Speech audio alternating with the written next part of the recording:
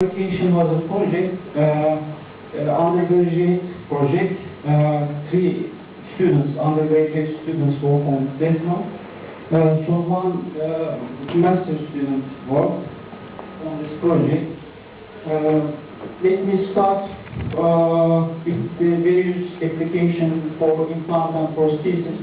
There are really different application for them, like maybe leg prosthesis, some finger prosthesis, some ear prosthesis, and many more.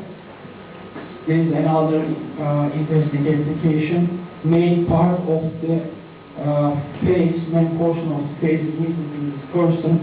So imagine that how it is difficult for it to just integrate in society. So our project, the outcome for